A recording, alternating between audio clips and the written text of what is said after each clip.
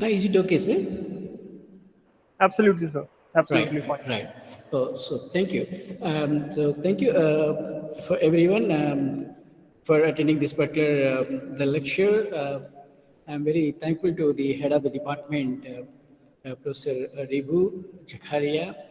So it's a very kind of good task, like a faculty development program relevant to structural engineering, and wherein the most of the concepts are related to geotechnical, like geomechanics, in view of structural engineering point of view.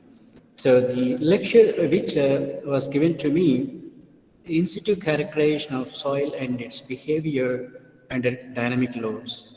Okay, so we all of us very well know that the structures are founded, most of the structures, the infrastructure projects that are founded on the earth mass. The earth mass, so its variability is much is involved wherever we go, different places, different geological conditions, according to the soil formations are different. So if we go to along the coastal areas, a lot of marine deposits, loose and soft soil deposits are plenty available. And in some localities, plenty rock formations are available. And in some localities, so we can find the expansive type of soil. So all these problems, depending upon the soil conditions and the loads that are going to be placed over there, the soil behavior is very important to be known. So accordingly, the proper design can be carried out so that the structure can be safeguarded. So we're all very much worried about safety of the structure or the infrastructure project, either railway or airport or seaport, major highway projects. In all these places, as we are spending a lot of money, so safeguarding these structures is very essential for, so that accordingly the engineers are very interested to understand the characterization of the soil. Based on the characterization of soil, then it is easy for us to ascertain the required bearing capacity stability considerations of the structures. So the presentation, today's presentation goes like the introduction, difficult soils, soil characteristics, laboratory and institute tests for dynamic soil properties, liquefaction of soil and its evaluation, soil improvement and conclusion. So this is just out of my curiosity, as most of the things, three major concepts were given by Professor Paul Techagi. One is effective stress principle and one-dimensional consolidation theory, as well as bearing capacity theory. So accordingly, so we the called Techagi named after father of soil mechanics because of his three major contributions: effective stress principle, and one-dimensional consolidation theory, as well and the bearing capacity theory. So these are the commonly encountered problems related to the soil. We can see variety of these the structure infrastructure damage that it has occurred due to this particular the soil movements and the soil sudden settlements like collapsed behavior of soils. So all these kind of things are the problems, and these are the some of the problems associated with the black cotton soils. The black cotton soils, when they come in contact with the water, then they start swelling and volume increase takes place. And the same soil, when it undergo sun drying or during summer season, as the water gets evaporated, it starts shrinking. The swelling and shrinkage are the different characteristics of the expansive soil. So that way the buildings will undergo the distress because of the up and down movements of the foundations. And sometimes the lack of proper soil investigation, this kind of nature of the structure, though we spent a lot of money on it, if the soil characterization was not done appropriately, then this kind of problems can be encountered. And sometimes placement of the backfill material and its provision for water, and if those things are not appropriately considered, this kind of failures can be noticed. and the uplift capacity of foundations are substantially are required to be understood. So, like when these are subjected to the lateral forces in the form of wind and other, then the sufficient depth of amendment is required to be provided so that the foundation can be safeguarded, not going up, uplift forces can be minimized. So that sometimes the structures can undergo during earthquake magnitude conditions are concerned, the excessive settlements because of the what's called the liquefaction of the soil and sandy deposits where high water tables are present. So excessive settlements are very common because the effective stress becomes zero at the time of liquefaction of the soil. And sometimes, due to the construction error, like delay in construction, causes these kind of failures of the structures. Though we design very perfectly, though we analyze the soil conditions very appropriately, still failures can be noticed because that it is due to the delay in construction activity and the settlement related failures. And so keeping all these, we can understand that the importance of the soil and its characterization so that the safeguarding the structure is so possible, right? So all the soils may not be suitable for placement of the for filling purpose or near the apartment walls and foundations and all. So the soil is required to be analyzed. So the all red soils are not the Moram type of soils. There are some red soils, they may undergo a lot of they possess a certain plasticity. Because of that, they can experience the cracks and all. These are the typical black soils and the road failures, how these can undergo cracking and all during summer season. So wider cracks can be noticed, and whenever the structure is founded on these kind of soils, then there are every possibilities that the distress can occur. And the floor failures, the flooring and the wall cracks and all can be very common. And if suppose we do consider these two figures at the bottom, and this is before stabilization of the soil, the building had suffered with a lot of cracks and all. The same structure, the soil when it is stabilized with suitable material admixture like lime, fly ash kind of things, you see no up and down movements or shrinkage and swelling. So the building is intact and no cracks were noticed here. So for geotechnical earthquake engineering analysis, soil properties are determined through laboratory and institute testing. The advantage of institute testing include testing the soil in its native state. So without the disturbance. So in-situ testing is very important because as we do test the soil without much disturbance and we get the required design parameters. So that's how most of the cases to get the more reliable information we do depend on the institute tests for the soil behavior ascertaining point of view, and then the analysis of foundation vibrations and geotechnical earthquake engineering problems in civil engineering requires characterization of dynamic soil properties using geophysical methods. The dynamic structural analysis of the superstructures also requires knowledge of the dynamic response of the soil structure, which in turn relies on dynamic soil properties.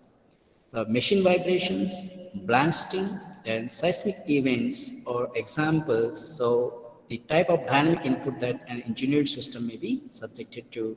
All these are, so keeping these consideration, the dynamic soil properties are very essential to sustain the stability of the soil structures which are founded on soil. So, as for this, geophysical methods are often used to characterize the dynamic soil properties of the subsurface. Some of the field methods will focus on the low strain tests that are not large enough to induce significant non-linear, non-elastic stress strain behavior.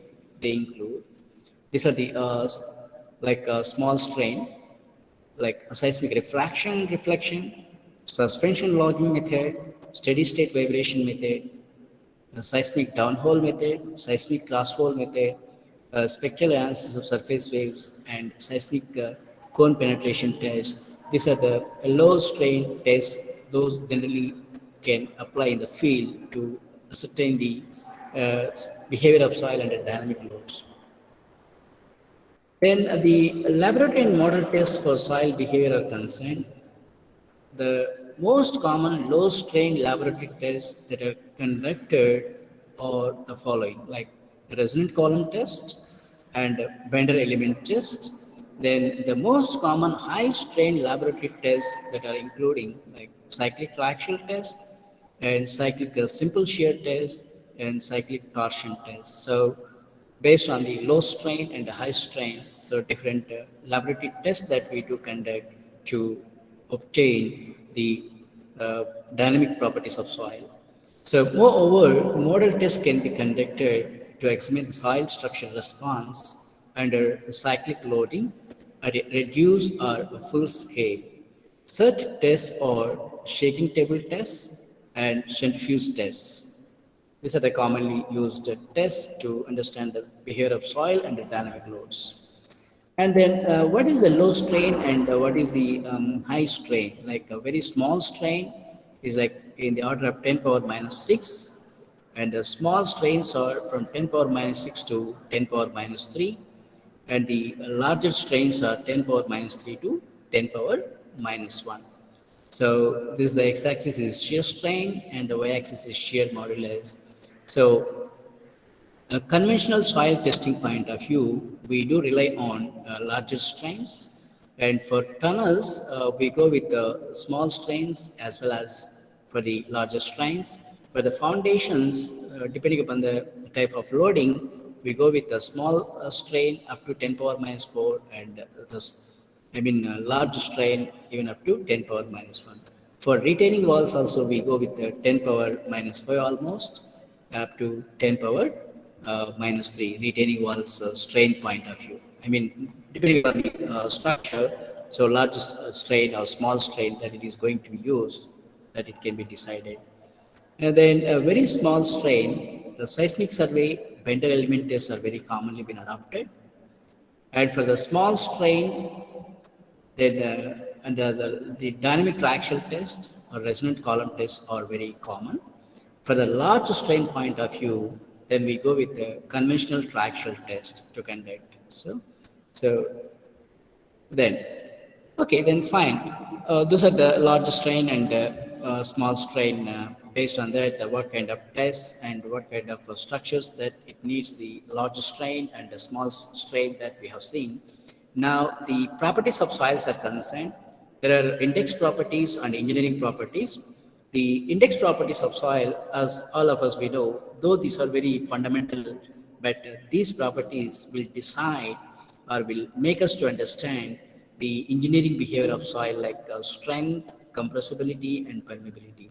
So the index properties are a wide ratio, a density, a specific gravity of soil, moisture content, grain size, Atterberg limits. As we know, more is the moisture content and the soil will be soft in nature.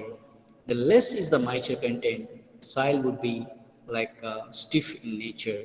If the density, if more is the density, the soil will be having more stronger state, and accordingly the bearing capacity will be more. So density is low in the sense then that indicates loose formation. So the loose soil will have very less bearing capacity. Okay. Similarly, the wide ratio is a simple term. This it can be evaluated in the by core cutter method or sand replacement method. By knowing the density, the wide ratio of in situ soil can be estimated. So if more is the wide ratio, that indicates that the soil is loose or soft. If less is the wide ratio, the soil is stiff or a hard or dense. So accordingly, the fate of the soil in terms of engineering behavior is concerned, we can decide it. So similarly, the grain size will help us to understand what kind of gradation is available, well-graded soil or poorly graded soil, or silt is dominating or sand is dominating or clay is dominating, kind of information that we can obtain by simple sieve analysis or grain size analysis test. And then the Atterberg limits are liquid limit, plastic limit, and plasticity index. So these will decide the plasticity of the soil. If the plasticity index is more, then soil is highly plastic and it will have more affinity to absorb water and can cause adverse effects. If less is the plasticity index, then the soil is almost like neutral and it will not pose any construction problems or any distress to the foundations which are constructed on the particular soil. So that way, these index properties will guide us to understand the engineering behavior of the soil, like a strength and a compressibility and permeability. Okay? And then these are the typical values: wide ratio, natural moisture content, and dry unit weight for different types of soil here. See, for soft organic soil, the wide ratios will be 2.5 to 3.2, and its natural moisture content will be around 90 to 120%. The dry unit weight is very low, 6 to 8 kilonewtons per meter cube. So you can assume that the dense sand, the the unit weight is 18 kilonewton per meter cube. Similarly, the dense angular grained silty sand, it is 19 kilonewton per meter cube. So this roughly for practicing engineers, what would be the wide ratio, what would be the natural moisture content and dry unit weight, you can understand for different types of soils. And this liquid limit test that you can do it in the laboratory, so that with the liquid limit test we can identify the consistency index of soil, whether it is in very soft or stiff kind of state that it can be evaluated. And the plasticity index, if it is more than 17, that is highly plastic clay. Plasticity index is nothing but liquid limit minus plastic limit. So this plasticity index should not be high. So as much as we have to see that the plasticity index of the soil should be very low. If it is high, then it is required to be stabilized so that we can bring back or we can bring it to a neutral state of material. And sometimes the shrinkage ratio also can be utilized to understand the volumetric behavior of the soil. And there are certain values like consistency. Based on the consistency index, you can have unconfined compressive strength value. If it is the very soft clay, unconfined compressive strength will be 25 kilopascal. For stiff clay, it is 100 to 200 kilopascals. So the other way to say, for saturated clay soil, uh, half of the unconfined compressive strength will give you the cohesion or undrained cohesion of the soil. So once you got the unconfined compression, then half of it is the undrained cohesion of the soil. Okay. Then a very simple test, free swell index. So two 100 ml jars will be taken and the soil will be placed 10 grams in each jar, which is passing through 425 micron. And then the one jar is filled with the kerosene and the other one is filled with the water.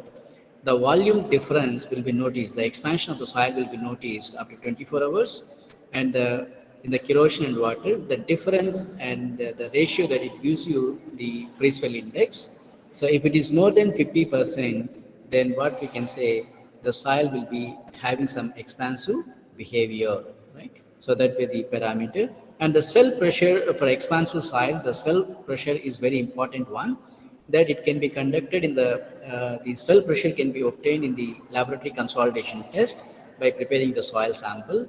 And initially the sample will be allowed to expand whatever that it can go maximum. And once it reaches to the maximum, then the loading will be started so that it will start moving like this. And where it comes to the original position, then corresponding to that, the pressure is called swell pressure. So that way, from the consolidation test, we can get it. The swell pressure should be always less than the pressure that we apply in the form of building loads. The collapse, sometimes we encounter collapsible soils, like the nature of this soil is like, as long as they are dry, there's no problem, and they have very good strength and they can sustain the loads which we place on them. But these soils, when water comes in contact, then immediately they will undergo sudden collapse. Whatever that the flocculated structure kind of thing, that it will become dispersed structure. So that way, So under the same load, during drying condition, this is the behavior, and this much is the void ratio. By keeping the same load and the water is allowed to enter into the sample, so it took sudden collapse from here to this. This is the change in void ratio. Due to allowing water under the same load, it has undergone a sudden settlement. This is the collapse behavior, and accordingly, the collapse potential can be calculated. So that is, if it is 10 to 20, the severe trouble soil, and more than 20, the collapse potential, then that is very severe trouble and problematic, and that particular soil can undergo sudden collapse. So the plastic index 20 and above is a high plastic, and this soil, whenever we encounter, is required to be stabilized or neutralized with the help of lime or fly ash and so many other admixtures. So once we got the sufficient, the reasonable lower plasticity, then we can construct our buildings on that particular soil very effectively. Right? These are the tables that will help us to understand for different plasticity index and what is the nature of soil and all these things. And the degree of severity, if the liquid limit is more than 50, then the degree of expansion is concerned, that is high, and the soil will be, and the criticality is more, and the liquid limit is 70 to 90, then the plastic index also is more than 30, then there is a very high expansive soil. So based on the liquid limit also, based on the plasticity index and the free swell index, we can decide whether how expansive the soil is. So accordingly, the recommendations can be followed to safeguard our structures. Then in case of sandy deposits or sand granular material, the one of the parameters that we use to understand the in situ behavior of the soil is the density index. That is it can be estimated like maximum void ratio minus natural void ratio divided by maximum void ratio minus minimum void ratio. So there is a laboratory test to estimate the E maximum and E minimum, and the in situ void ratio can be estimated through core cutter method or any like sand replacement method. So that way, once you got the E maximum, E and E minimum, so relative density of granular material can be calculated. So if it is 85 to 100%, that soil is called very dense soil. If the relative density or density index, if it is 15 to 35, that is loose soil. So that way, the state of in situ soil, the granular soil, can be evaluated or assessed based on this particular density index parameter. And there are some geotechnical institute tests like standard penetration test, a dynamic cone penetration test, a static cone penetration test, as well as seismic refraction, seismic downhole, uphole, crosshole test, as well electrical resistivity method. And as far the deformation tests are concerned, to understand the deformation behavior of the soil in situ, we do generally conduct a pressure meter test and a plat dilatometer test. And also, when we encounter the soft deposits of soil, soft marine clay, then the in situ vent shear test is one of the commonly adopted tests to understand the undrained strength of that particular strata. So, based on the grain size, we can pick up a particular test what we can conduct at the site. For example, so if the particle size is 0.001 and lower, then the test called vent shear and CPT, plat diet, almost all the tests, especially the SPT, except SPT, all other tests can be conducted for fine grained soils like silt and clay. Right? For medium sand, fine sand, also we can conduct all the tests, all the tests. When it comes to the coarse grained sand and all gravel and kind of things, the geophysical tests are very commonly employed, and also sometimes we can go with the pressure meter test, and the SPT also commonly conducted. The bigger is the particle size, the CPT and dilatometer test is bit difficult to conduct. So This particular slide help us to understand, based on the grain size that it is there at the site, what kind of test can be conducted to estimate the geotechnical parameters. So as for the standard penetration test, all of us, we know very well that it is a standard penetration test. Is basically a penetration test. Why it is known as standard? Because the weight of the rammer or hammer that we are going to use, it is a standard one throughout the world wherever we go, and the height of drop, that is 750 millimeter, that is also a standard one, and the number of the penetration that we allow, 300 millimeter, that is also standard. As the drop hammer weight 63.5 kilograms, and it will be dropped from 750 millimeter height, and the 300 penetration, the blows will be counted. So this is so all the things are very standard, and the split spoon sampler that is going to be used is also a standard one. So accordingly, it is called standard penetration test. So what the principle involved is, it will be conducted in a borehole at different depths. So till we get a hard strata or till we get a refusal, we do conduct this particular test. Okay. So then suppose if at every 1.5 meter or 2 meter interval vertically in a borehole, this test can be conducted. So once the test is over at a particular depth, then again by introducing the auger, the bore can be made up to the required depth, and again the test can be conducted. Then like that, the boring with the help of auger, and again conducting the test. So till we find out the hard strata, we do conduct it. The number of blows that are required for 300 mm penetration of a standard sampler into the soil is known as SPT in value. Right? This is a schematic diagram with the help of human man or otherwise machine. We can drop the weight. So from here to here, the height is 750 millimeter. So at the bottom there is a standard split spoon sampler. This is a standard split spoon sampler. The area ratio will be more than 100. Area ratio will be more than 100%. So it will not give you the undisturbed sample.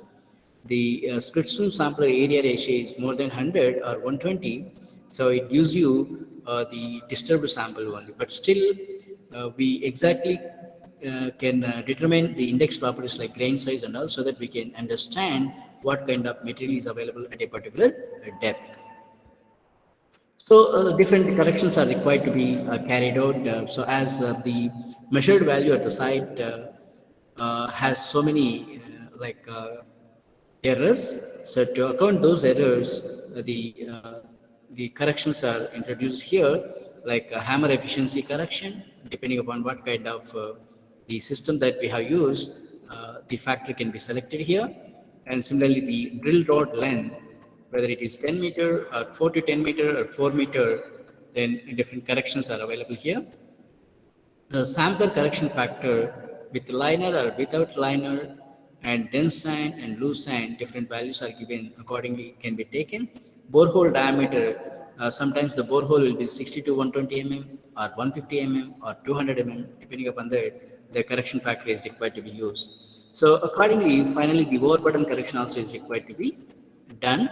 So after that, the corrected N value can be ascertained or obtained.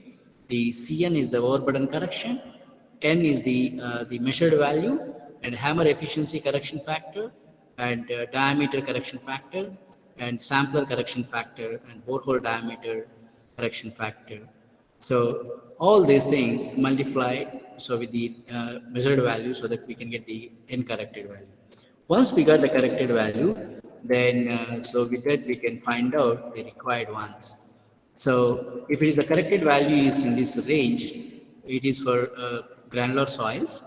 10 to 30 is the corrected value. Suppose say that the compactness of the soil in situ is medium dense, and its relative density will be 35 to 65, and its angle of shearing resistance will be 30 to 36 degree. 30 to 36 degree. Like that, based on the corrected N value, then we can pick out we can come to know what state the granular soil at the site, whether it is dense, loose, or something like. And also the angle of shearing resistance can be obtained for design is concerned. So like this, the friction angle and normalize the SPTN value. Here SPTN value is the 60 is the one, the whatever the corrected value that corresponds to uh, overall efficiency of 60%. That's the meaning of it. So from this, for the known corrected N value, we can get the friction angle or angle of shearing resistance. And similarly for fine-grained soil like cohesive soils like silt and clay, based on the corrected value, we can come to know what state it is, the consistency state of clay soil. If it is 8 to 15 in value, the soil is stiff soil and its unconfined compressive strength will be 100 to 200 kilopascals. That means, so indirectly we can say half of unconfined compressive strength will give you cohesion value, undrained cohesion. That is very important to be used in most of the geotechnical design calculations. So that way, from this particular table, you can come to know the state of clay soil at the in situ, as well the undrained cohesion can also be obtained from this unconfined compressive strength. Then the dynamic cone penetration test, the procedure is the same, SPT, and here, only thing is that at the bottom, instead of a standard split spoon sampler, a cone will be placed. A cone will be placed. The rest of the procedure is the same. Okay, but here, getting soil sample is a bit difficult. At least in the SPT test, at a different depth, the sample collection is possible, though it is disturbed, still sample collection is possible. But in the dynamic cone penetration test, the sample collection is not possible. Okay? Then, so here there are certain relations are given here. 50 mm diameter cone with the bentonite slurry as per the Indian Standard Code. The tip resistance, dynamic cone resistance, NCBR equal to 1.5 N for depth up to 3 meters. These correlations can be used for actual, once you know the N value, NCBR can be obtained, or otherwise, if you know the NCBR, N value can be evaluated. So vice versa, that we can utilize it in our designs. Then from this SPT value, there is a other possibility to estimate the soil modulus or Young's modulus ES equal to PA is the atmospheric pressure, that is 1 kg per centimeter square or 100 kilopascals. Alpha is a factor is given, different values are given based on the soil condition. N60 is the SPT N value, corrected N value corresponding to a particular depth where you are interested to estimate the soil modulus. And further, from the cone resistance, from the dynamic cone test, the Smithman also suggested the soil modulus can be calculated 2 times the cone resistance or static cone penetration resistance.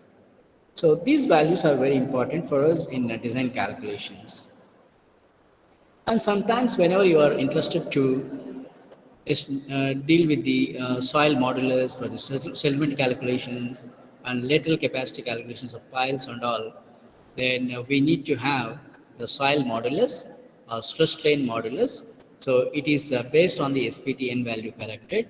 So for silty sand, it is 300 times N plus 6. N is the SPTN value corrected one. So the soil modulus can be obtained. Once you got the soil modulus and Poisson's ratio, the shear modulus can be calculated. The shear modulus is very important parameter in the dynamic consideration point of view. When a soil is subjected to dynamic loads, pulsating load, then the shear modulus is important to be considered.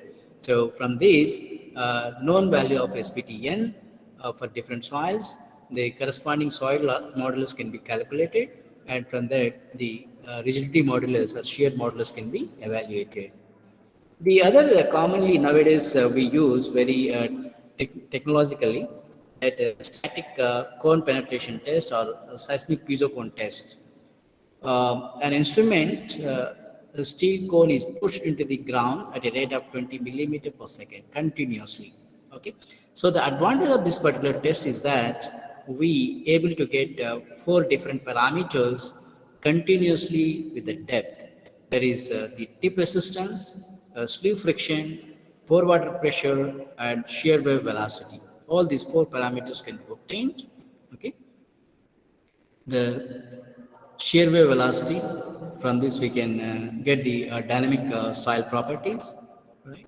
The tip resistance and sleeve friction, based on the ratio, friction ratio. That is, we can obtain the soil strata, what kind of strata it is, based on the friction ratio. And the pore pressure, pore water pressure will help us to understand the effective stress and all other parameters. So this is the typical truck mounted. At the center of the truck, there is a hole, and through the hole, the drill rods will be allowed to penetrate continuously. This particular rod at the bottom, it is fitted with all electronic stuff like load cells, pressure cells, and other shear wave velocity measuring device, geophones, and pore pressure measuring devices. All the electronic stuff is fitted inside this particular rod, and once it is allowed to move downwards, it goes continuously into the soil. So in the process, this particular internally fitted electronic system that will sense that will give some voltage changes, and those will be recorded on the computer, and the display also can be noticed. Okay, so there is a system, and you see here, this is the figure. This QLC is nothing but the cone resistance or tip resistance. At the bottom, there would be a load cell is fitted inside.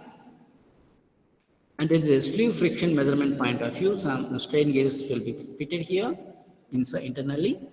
And in the pore pressure measuring point of view, some pore pressure devices were fitted inside. And in the shear wave velocity measurement point of view, some geophone is fitted inside.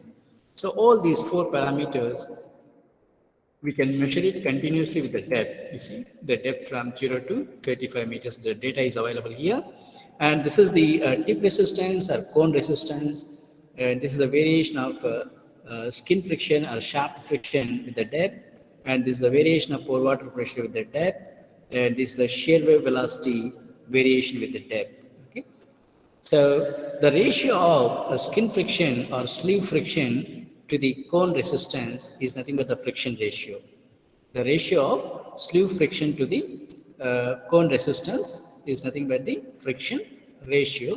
That will be multiplied with 100 so that it gives you in percentage. So the friction ratio is the sleeve friction divided by cone resistance, right? So this friction ratio will help us to understand soil category depth wise. So for example, you see the friction ratio, if it is 0 to 0.5, that is a loose gravel fill material. If it is more than 5, then there is a clay feed kind of soil. So that way, this particular test is going to give us the cone resistance as well as sleeve friction, and ratio of these two will we get it the friction ratio, and based on the friction ratio, we can categorize or we can classify the soil with the depth for inference point of view, so that the engineer can understand what kind of layers of soil is present, from where it is differing, which depth to which depth, what kind of soil is present. All those kind of information can be obtained. And so from this test, based on the vertical overburden pressure at a particular depth and the known value of tip resistance, so we can obtain the angle of internal friction in case of granular soils. That is, at a particular depth, suppose a 5 meters or 10 meter depth, we know the effective overburden pressure, and also we know the cone resistance from the test. And by drawing this, suppose this is 200 kPa and this is 20 megapascal, then this will be meeting here. So what is the angle of internal friction? So that is like here it is between 42 and 40 degree. This is the 40 degree line and this is the 42 degree line. So you can say 41 degree. For example, if the overburden pressure is 100 and the angle, the cone resistance is 30 MPa, then this is about here, somewhere here. That is near to 46 degrees. Say you can say 46 degree or 45 degree. Like that, we can get that angle of internal friction. So it is very much required for our analysis of foundations, either it is statically loaded or dynamically loaded foundation case. So what we have here, with the help of cone bearing resistance and the vertical effective overburden pressure, we are able to get this particular angle of shearing resistance. And also, undrained cohesion can be obtained from this simple formula. This is the cone resistance and the overburden pressure, and Nk is the cone factor. So for different soils, the cone factor is given here. By substituting all those things, you also can get the unconfined compression, undrained cohesion for that particular depth when a clay soil is encountered. Okay? So then these are the cone resistance, and already we discussed it. And the following relations hold approximately between SPTN and cone resistance. If you know the SPTN, cone resistance can be calculated, or otherwise, if you know the cone resistance, you can calculate the SPTN value, vice versa. And these are the relations are given for different types of soils. And there's another test called pressure meter test. Generally, this can be conducted in a borehole, and especially to estimate the deformation modulus at different depths. The deformation modulus is very important for the foundations which are subjected to lateral loads and all. So pressure meter modulus or deformation modulus can be obtained from this particular test. This is the test setup is a borehole, and in the borehole, this the confinement is made with the help of a guard cell here and the bottom guard cell here, and this is the test zone or measuring cell. It can be expandable when air pressure is sent or water pressure is sent. So this is the measuring cell can expand, so that as you keep on apply the pressure, this gets expanded and it will touch the wall of the borehole, and it won't move upward and downward because the guard cell at top and bottom, they are not allowing the measuring cell to move vertically. Okay, they are making the measuring cell to be confined in that particular test area. So as you keep on apply the pressure, this will elongate and it will touch the borehole walls. So once they touch, the volume versus the pressure diagram can be drawn, or pressure versus volume diagram. So this is the simple curve that we can get it, and with the help of all these parameters, so the volume measurements, you can get the mean volume based on this simple formula. So what are these VC, all these things are represented here, so that you can easily understand that. And once we got that, the mu equal to Poisson's ratio of 0.33 as per the Maynard experience, then that accordingly, this is the formula for soil modulus or pressure meter modulus, and the simplified formula is 2.66 Vm is that it can be obtained from this particular parameter, and delta P is the change in pressure, and delta V is the change in volume. So that the volume in this straight portion is delta P by delta V. So by knowing this Vm delta P by delta V, we can get the pressure meter modulus or deformation modulus. So that is the way. And also from this test, we can estimate the undrained cohesion, the limiting pressure divided by 9, the limiting pressure that it can be taken corresponding to a particular stage here, limiting pressure. So that way, the undrained cohesion, all these are possible. And the other one is that the Platt dilatometer test. This is like it's a Platt shaped one, and it's a Platt shape of very thin thickness, maybe around 2 to 3 mm. And to that center, there is a ring like this, and it's a expandable tube, 60 mm diameter. And this particular system continuously allowed to move into the ground. So suppose at a 3 meter depth, if you want to conduct a test, the penetration will be stopped, and the pressure will be applied through this particular wire system, so that this particular one, the expandable tube, that it will expand, and so that as it gets expanded, it will experience some resistance. So that way the pressure can be measured. So this it is the test is similar. Test similarities are close to cone penetration test and pressure meter test. It is reliable, economical, and rapid test for geotechnical parameters are concerned. The stainless steel blade with a flat circular expandable membrane. This is the membrane, 60 in diameter on one side of the steel plate. Size of the plate is 220 millimeter long and 95 wide and 14 thick. The external surface of the circular membrane is flush with the flat surface of the blade when at rest. So it will be allowed, and accordingly, so 1.1 millimeter till it expands 1.1 millimeter, the pressure will be applied, and accordingly, the various pressures as per this procedure, P1, P2, P3 can be noted, and the material index can be calculated from this formula, and then the lateral stress index also can be calculated from this formula for the known values of P1, pore pressure, and effective overburden pressure, and the diameter modulus can be obtained from this particular formula. So all these P2, P1 are they are explained how to get P2, P1 from the test. Okay, having known all those parameters, the diameter modulus or deformation modulus can be obtained from this. And similarly, the soil modulus also can be obtained once you got the flat diameter modulus and known value of Poisson's ratio. And the K naught value also, earth pressure coefficient at rest, can also be obtained. And the over consolidation ratio of soil also can be obtained. And the undrained cohesion of the soil also can be obtained from this particular relationship. And so based on the material index and the diameter modulus, we also can classify the type of soil. For example, the material index is supposed at 0.3 and the diameter modulus is 10.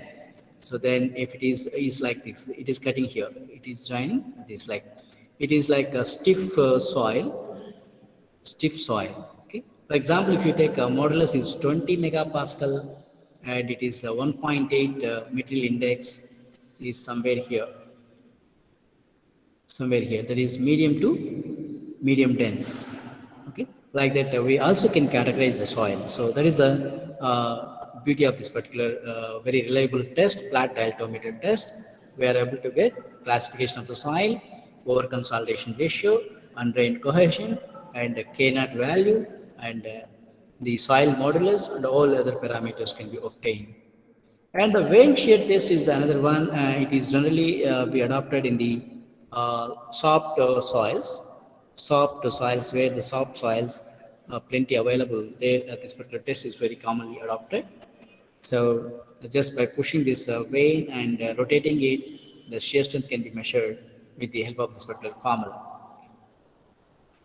And the variation can be plotted like so that one can understand easily how the shear strength is varying with respect to depth. There are certain geophysical exploration methods, seismic refraction method, electrical resistivity method, and seismic downhole crosshole tests are also available. And so all of us, we have gone through all these things during our BTech course and master's program also. Then we can easily understand. From this, we estimate the shear wave velocity or primary wave velocity, and having known that in terms of meter per second, the categorization of the soil with respect to depth can be done. And the other one is the geophysical method is electrical resistivity. So it also will help us to get to know the soil stratification for a shallow depth. So the electrical resistivity kind of the four steel rods will be placed, and the voltage difference and is connected to current. So as the current passes, the voltage difference can be noticed, and accordingly by using this formula, we can estimate the electrical resistivity. And once we know the electrical resistivity, then that we can superimpose in this particular uh, chart, and accordingly we can say what kind of soil it is. For example, If the bulk resistivity of the soil is 1,000 ohm meters, then the soil is loose sand. As the resistivity is more, the soil is of uh, like stiff soil, like that kind of classification can be done. And then as for the dynamic soil properties are concerned, and the shear wave velocity plays a vital role.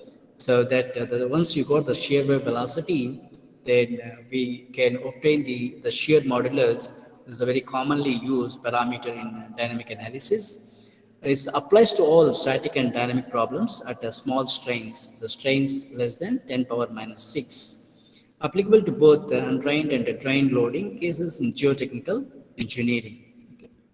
Like you see, this is the crosshole test. Two boreholes are required to be placed, spaced at required spacing 3 to 4 meter or 5 meter, depending upon the reliability that it is required. And you see here, there's a one borehole here. The disturbance will be created, and the because of the disturbance which is created here, it will propagate in the form of a seismic wave, and the wave propagation that it can be picked up in this particular geophone, and in turn it is connected to the oscilloscope. That the wave propagation can be noticed here, and the time of arrival is known to us, and the distance between the disturbance point and the receiving point is known to us. The shear wave velocity directly it can be displayed on this particular oscilloscope. So the shear wave velocity is obtained like that.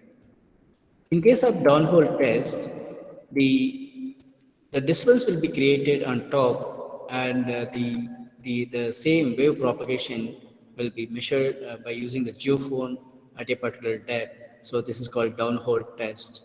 So from this also we can get the shear wave velocity. As we know, the compression wave velocity is something, suppose say 5,000 meter per second. What kind of material it is? Intact rock. If the P wave velocity or compression wave velocity is suppose 1,000 meter per second, there's a clay. So as the velocity increases, the material intactness is so huge that is very strong material. Similarly, the shear wave velocity, if it is low for zero for water, sea water or fresh water, the shear wave velocity is zero. It cannot propagate into the water.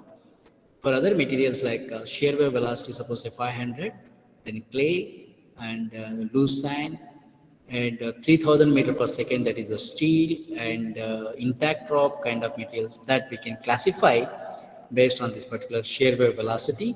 And also not only the classification of soil, then we can calculate the what's called the shear modulus and other parameters. Okay.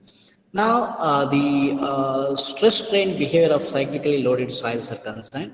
Cyclically loaded soils are concerned. You see, this is the monotonic loading, whereas this particular bottom one gives us the cyclic loading, one cycle, two cycle, three cycle, like that.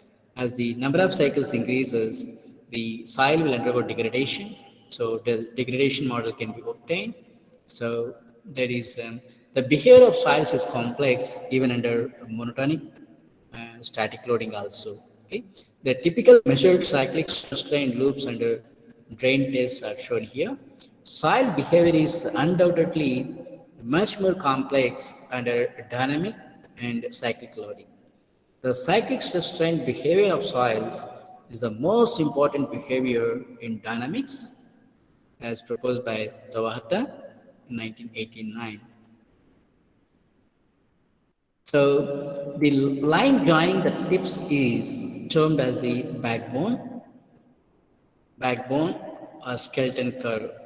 The starting point and end point, the backbone curve. The backbone curve is mostly taken as a monotonic.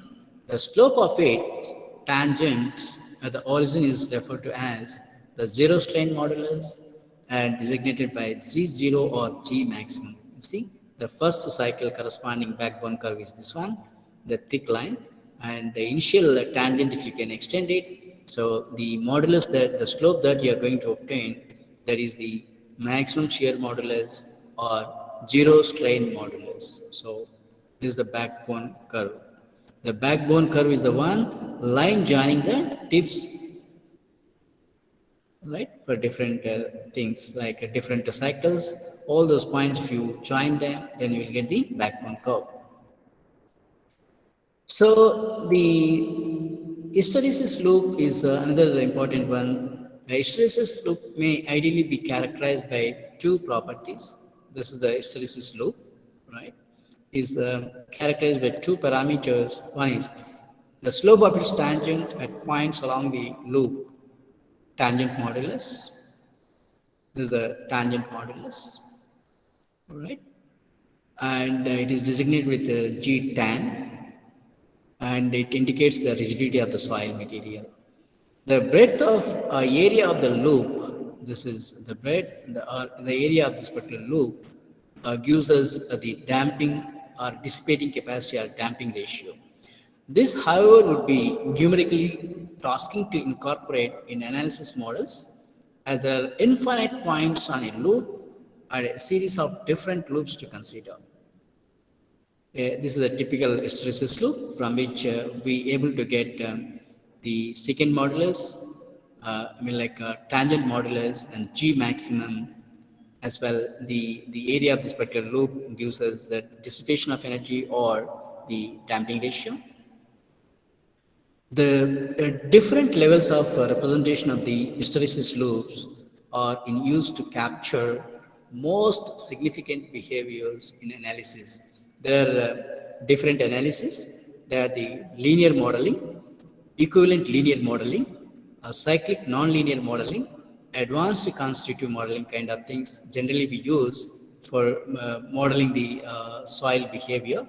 There's equivalent linear modeling is most commonly used one in most of the analysis.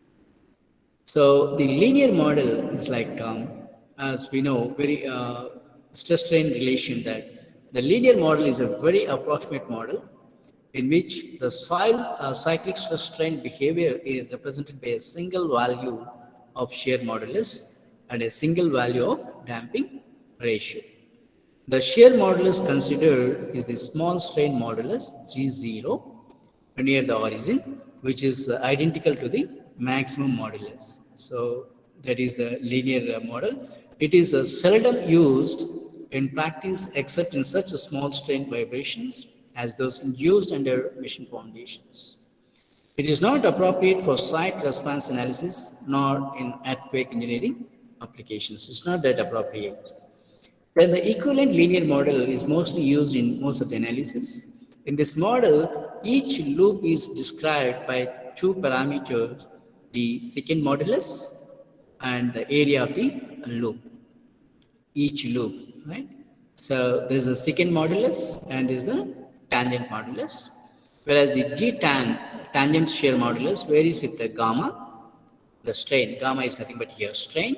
Thus, the nonlinear relationship G secant equal to tau C by gamma is unique and describes the average inclination of the loop.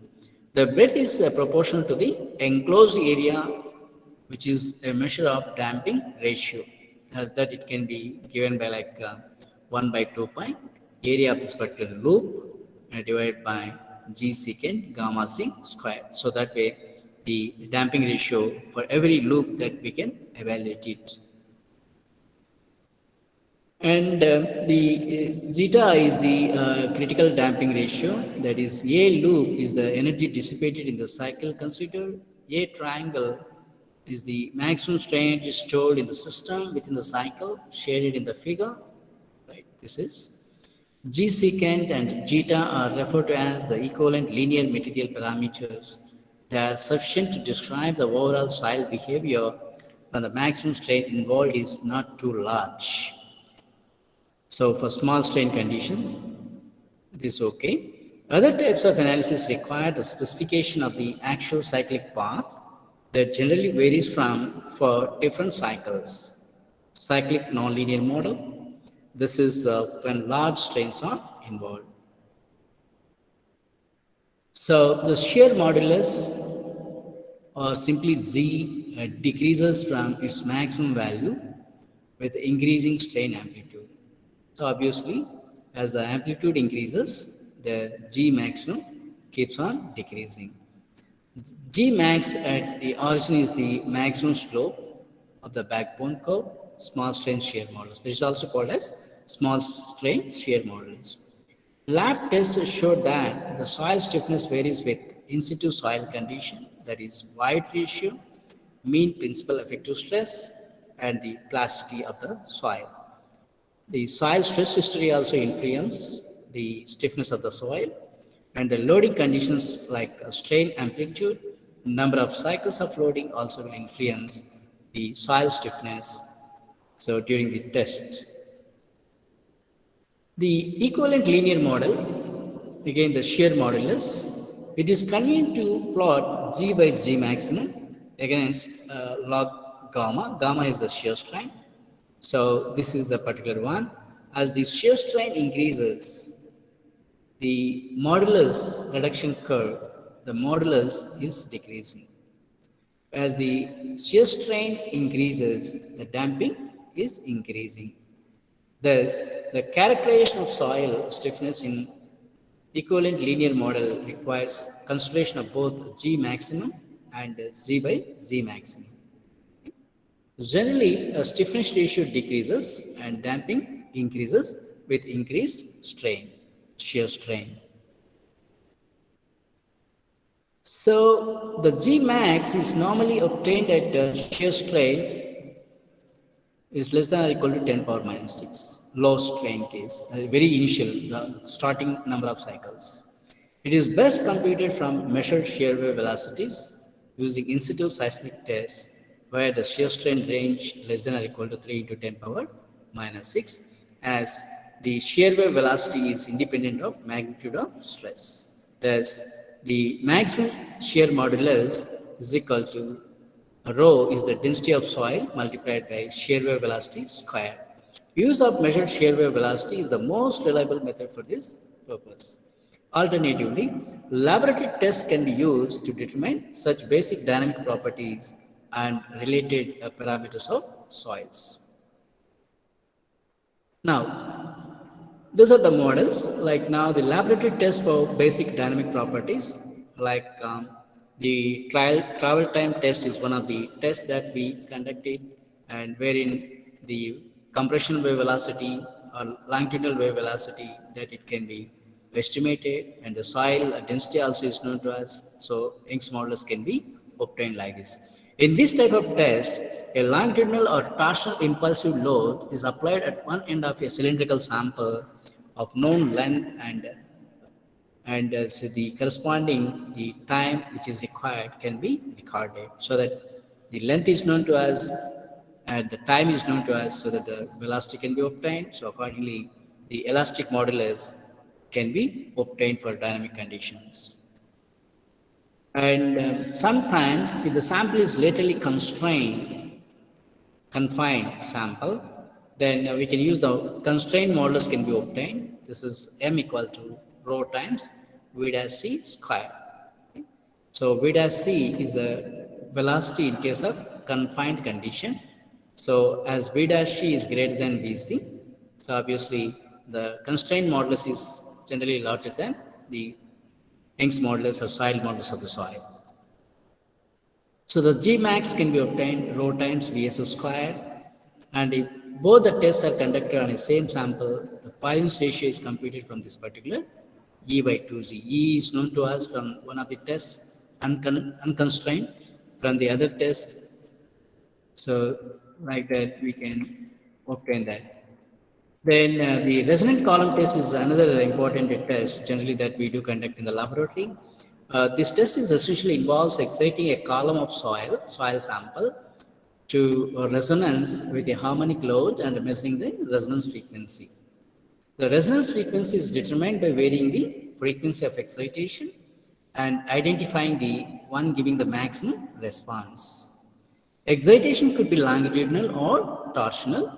Sample could be confined or unconfined. The end conditions could be free, or fixed free end. So these conditions can be simulated. So the appropriate relations are employed to compute the wave velocity. So the first case is the free end the corresponding velocity can be obtained like this: 2 times the natural frequency times the length of the sample. So once you got the VC, the E can be calculated, and also the C also can be calculated from the torsional vibration resistance like that.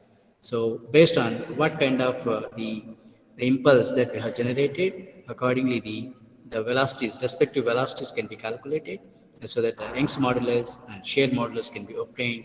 And once we got the Young's modulus and shear modulus, the Poisson's ratio also can be evaluated. This is another condition, fixed and free end. One end is fixed and the other end is free. So the natural frequency can be calculated from this formula, and the corresponding, the boundary conditions can be applied, and so that the mass ratio, from the mass ratio, the alpha value can be obtained. So having got that, the E is, the formula for E, this is the formula. The natural frequency is known to us, L is known to us, alpha is also is known to us from mass ratio.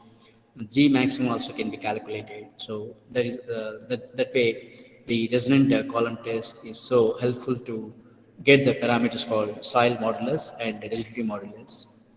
And from the resonant column test, it is also possible for us to estimate the logarithmic decrements. And from the logarithmic decrement, again, we can calculate the what's called damping ratio of the soil. So there's a critical damping can also be estimated from this critical damping, and so that the damping constant can also be estimated from this. Right. So this is the slide that explains about the results of resonant corresponding to large strain tests. Sometimes the large strains are very common. So it can be observed that secant modulus and damping, both quantities are sensitive to changes of strain beyond a certain threshold value, 10 power minus 5.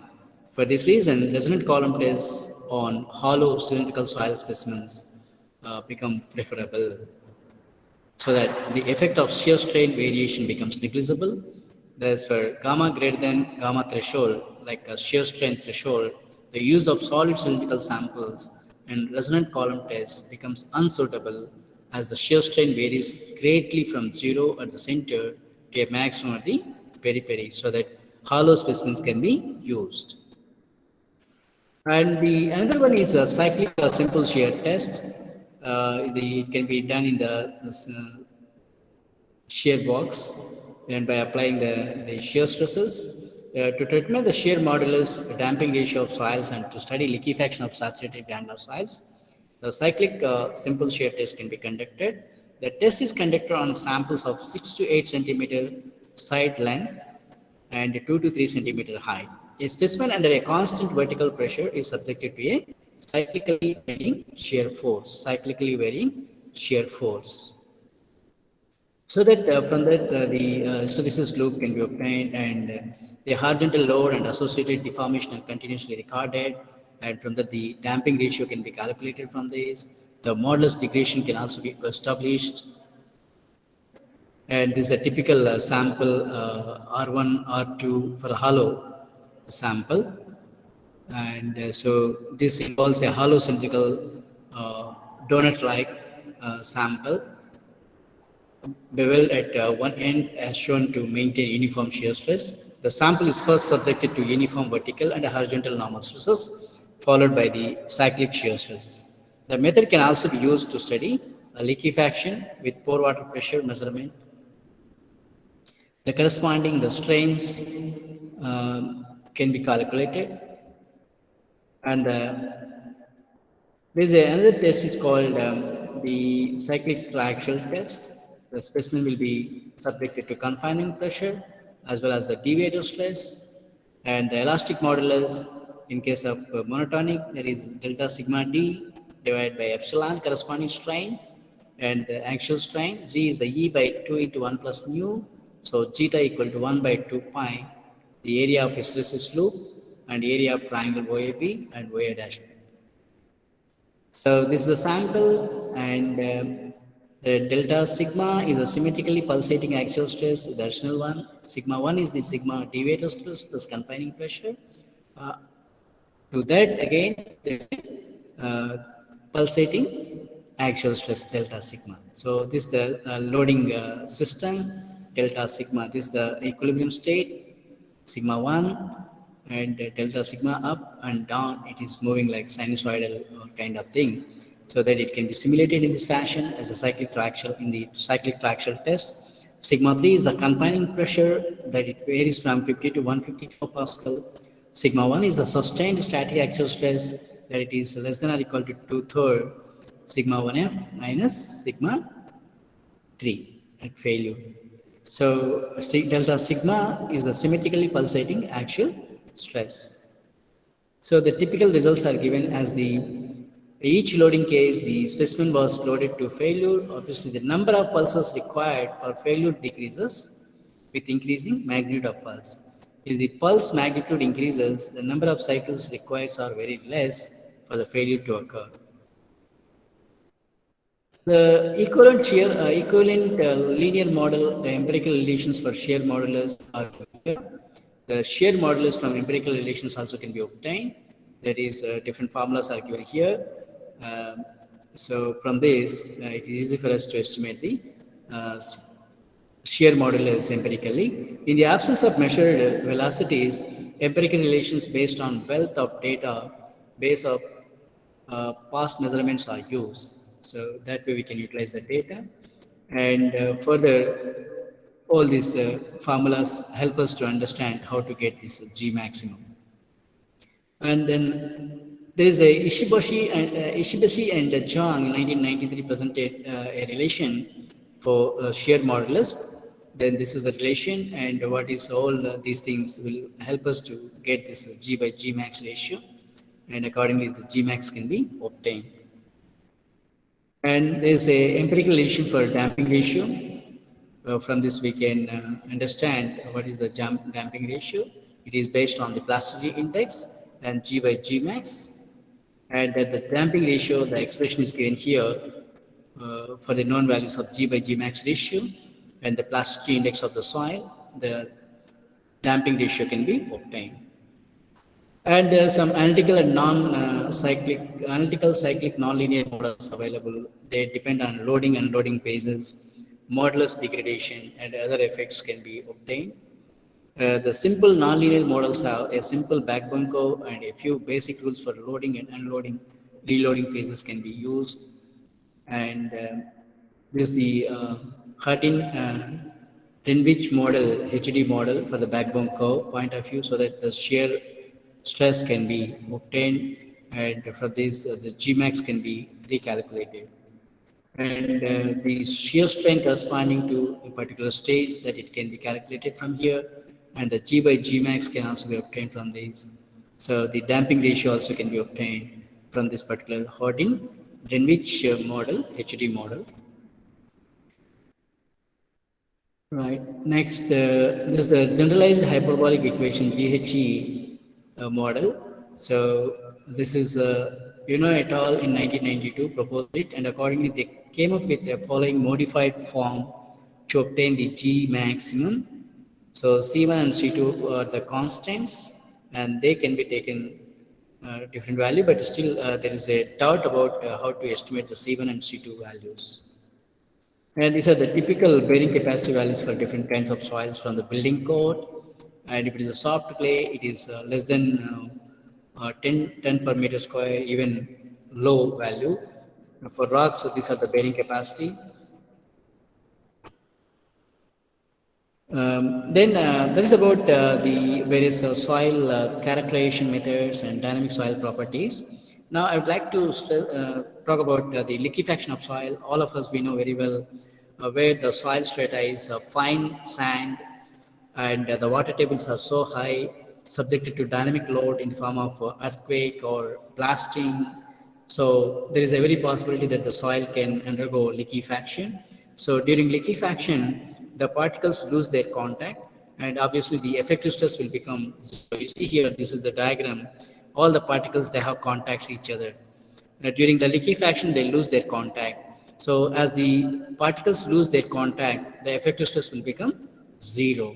So once the effective stress becomes zero, the strength will become almost negligible and the bearing capacity also is negligible. So the structures which are founded on that particular soil will undergo excessive settlements. So this is the concept, and generally it happens in dams area, lakes, and bays where the water table is high and subjected to dynamic loads. These are very common. Uh, the conditions to occur liquefaction: the soil is portionless, the soil is loose, the soil is saturated, shaking of ground of the required intensity and duration, undrained conditions develop in the soil due to its limited permeability. So these particles, they have their own contact each other. So the contact forces, and during liquefaction, the contact forces gets loosened. And the factors that affect the liquefaction are soil type, particle size, and initial relative density, length of duration of path, surcharge load, characteristics of vibration, age of soil deposition, trapped air, and miscellaneous factors. These factors will influence the liquefaction. And the effects of soil liquefaction are concerned: sand boils, flow failure of slopes, lateral spreading, ground oscillation, loss of bearing capacity, buoyant rise of buried structures, ground settlement, failure of retaining walls. So these are the various types of structures that fail during liquefaction of soil. And the assessment point of view of liquefaction, there are four different methods as of now: the Chinese method, SPT method, and cone penetration test, CPT method, then shear wave velocity method. Then, as for the Chinese method, if the soil percentage fine or is less than 15%, and the liquid limit is less than 35%, and the water content is more than 0.9 times the liquid limit, then if these are the conditions prevailing, then the clay can undergo liquefaction. Then to ascertain the liquefaction, the factor of safety against the liquefaction is, this is the formula given here: cyclic resistance ratio multiplied by magnitude correction factor, and the overburden correction factor K sigma, and the initial shear stress correction factor K alpha divided by cyclic stress ratio. And this particular slide help you to get the magnitude scaling factor Km. All right, for different earthquake magnitude, the Km can be calculated from this. And from this particular chart, we can get the overburden correction factor K sigma, overburden stress factor. And from this factor, the initial shear stress factor K alpha can be obtained. So then the CSR is the formula is the 0.65 depth factor RD. Sigma V0 is the total overburden pressure. Sigma V0 dash is the effective overburden pressure. A maximum is the peak particle velocity or peak ground acceleration, and this is the G is the acceleration due to gravity. So the depth factor where you want to estimate the liquefaction potential is 1 minus 0.01 to Z. Z is the depth where we are analyzing the liquefaction. So from this formula, the CSR can be calculated, cyclic stress ratio.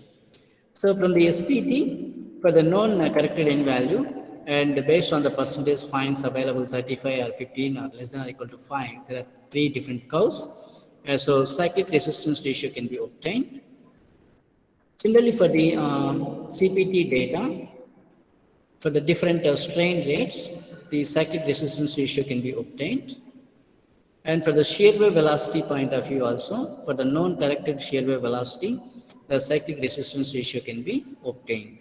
So that way, the having known the cyclic resistance ratio and the cyclic stress ratio, by using the factors, magnitude factor, overburden factor, and initial shear stress factor, we can estimate the factor of safety against the liquefaction of a soil at a particular site at a depth. So this value, if it is less than 1, then there is a very possibility liquefaction to occur at that particular site. So that way we can decide whether the soil is going to liquefy or not. Okay. So how we can reduce the liquefaction hazard? So avoiding liquefaction susceptible soils at the site, providing deep foundation, replacing liquefiable soil and grouting the soil and groundwater pumping and drainage of soil and providing stone column and application of such as kind of techniques can be followed. So this particular slide will help us to pick up what kind of improvement method can be used based on the particle size. So different particle sizes are given on x-axis, and these are the different methods. So if the particle size is lower, 0.001, fine grained soils, the thermal treatment and electroosmosis and free compression, displacement ground are very effective. For the coarser particles like coarse grained soils, the particulate growth, vibrocompaction, blasting, chemical growth, these are very effective methods. So we know all that as time is getting over, these are the different methods that we can use to improve the soil at the site, and vibrocompaction, vibro replacement stone columns, and grouting in soil, permeation grouting, so that the cracks can be. So many lightweight materials are now available, waste materials, those also can be utilized to improve the soil, and soil reinforcement, and post-treatment and pre-treatment, the investigation has to be carried out so that we can come to know how much improvement has been done. So thank you for your kind listening. Thank you. Thank you, Durga Kumar sir. That was a very Thank you, interesting sir. session. Participants, now you can interact with the expert. If you have any doubts, you can unmute your mic and you can ask your question to our respected Durga Kumar sir.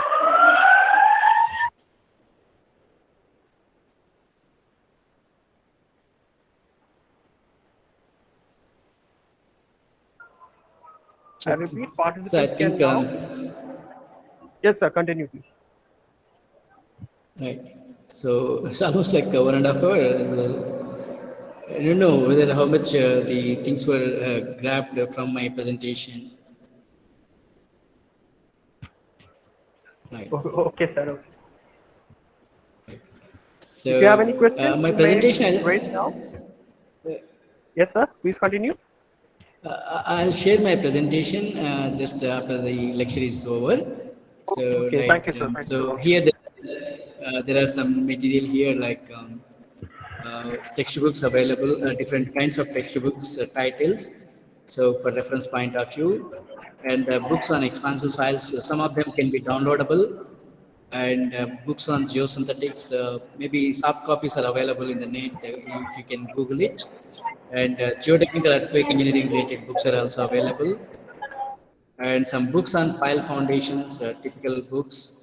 Geotechnical handbooks are also available, and Indian standard codes, different codes, their number, so that easy for us to search easily. Different codes are available here, and the manuals for download, different manuals. There are different electronic journals are also available, uh, engineering publications, geotechnical societies and institutes, and universities and research centers in the field of geotechnical engineering.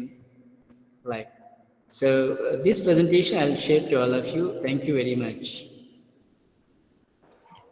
Thank you, sir. It was a real pleasure listening to your session. Thank you for sparing time for us. Thank you, sir. Thanks a lot. Right. Thank you very much.